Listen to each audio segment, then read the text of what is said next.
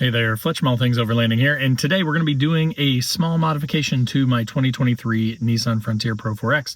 I'm going to be adding this auto start stop disabler. So I'm going to walk you through this. It's really easy, but I'm going to show you how to install this. It's about 30-35 bucks, so it's really inexpensive. I will put a link in the description below to it, but if you hate the auto start stop on your Frontier, this may be a good mod for you, and it will save you a bunch of time and having to remember to hit the stupid button every time that you start your truck. So let's get into installing the auto start stop disabler on a D41 Frontier.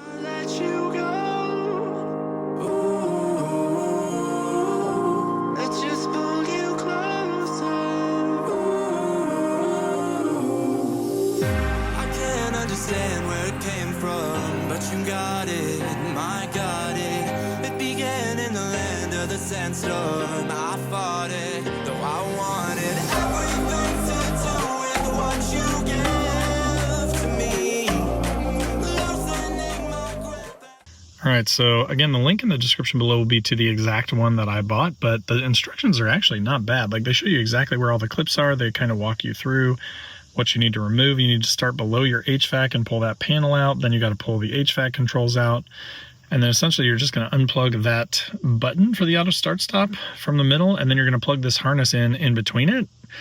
And essentially all that it's doing, I think, is pulling a little power to remember that you have it turned off, and it just keeps it turned off or on. So this way you're not disabling it. You're not sticking a zip tie or anything into the auto start stop to keep it pushed. You are just essentially adding memory to it so it remembers that you turned it off. All right, so I'm just going to keep giving you tips as I kind of go. To remove this lower panel, you use your little trim tool and you put it along the top edge here and kind of pry away.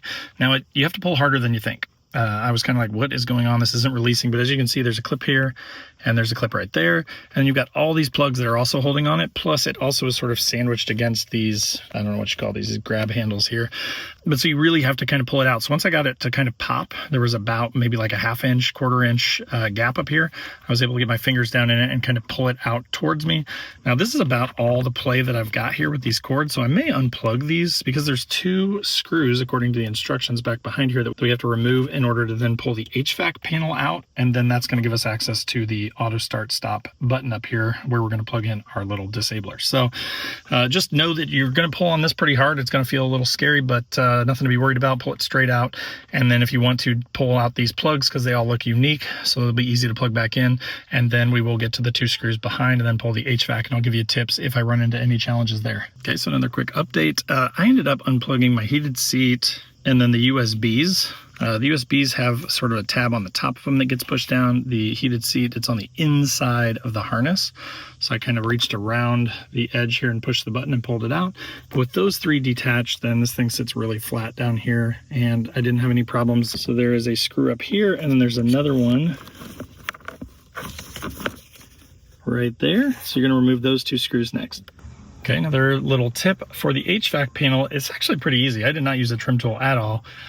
I just kind of pulled away from the bottom. Once you get those 2 screws out, then you can just kind of tug on this thing. And I went around, worked my way around the edges. And then when I got to the top here, I kind of was able to just pull, and this thing came straight off. And as you can see, it gives you tons of room for access. So I'm just resting it on my shift knob here. But this one right here is the auto start stop. So we're just going to unplug this harness and we're going to plug it into the little disabler, and then I'll get you an update here. So there is just a little clip. You can kind of see it right there. You just need to depress to pull this out. Then with the auto start stop disabler, there's a female end and then there's a male end. So obviously you can only do this one way. So I'm going to plug that harness into the female end of this, and then plug this male end into that. And then we're going to reassemble everything. I'm probably going to test it before I put it back together, just to make sure that everything's working okay. But we'll do a live test here. I'll show you guys what happens before I reassemble it. But then you're basically just going to put this stuff back in there and be good to go.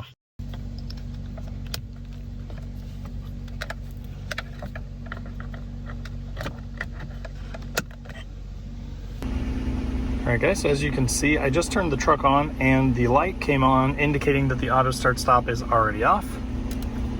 Hit the button, it does turn back on. It did pop up there and say on. Hit it again, it goes off, it turns off. So then now if I turn it back on, you can see it turns on in that off mode that it was before I turned the truck off. So perfect, works. $32. I'll put a link to this one because I did try a couple and a couple of them didn't work. So this is the second one that I've tried, and this one works great. So I'll put a link to it in the description down below. If you got value out of the video, make sure to click that like button. If you're not already subscribed to the channel, there are links below to all my social channels, and I'd love to have you wherever you want to come hang out. Also below this video is a join button, which is just sort of a passive way to support the channel. It gets you early access to the videos plus some other perks.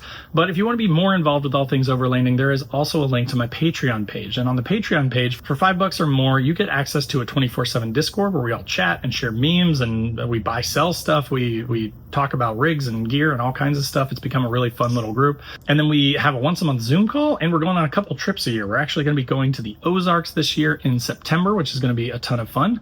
So if that sounds good, check out the Patreon. Then there is a link to my website where I've got funny overlanding camping themed patches and stickers, things like don't burn your wiener and it's a hot dog, or I hate people so I camp, or F people, let's go overlanding. So if you're looking for some funny dad joke style patches and stickers to decorate your rig with or your fridge, definitely consider checking those out. And then last but not least, there's a link to the Newbie Overlanders Facebook group. Now this group's totally free to join, has over 32,000 members at the time I'm recording this, and it's growing every day. So if you're interested in being in a group that doesn't allow bullying, doesn't allow a ton of self-promotion, and you can ask questions or answer questions, just have a cleaner experience, Newbie Overlanders might be a good place for you, and we'd love to have you.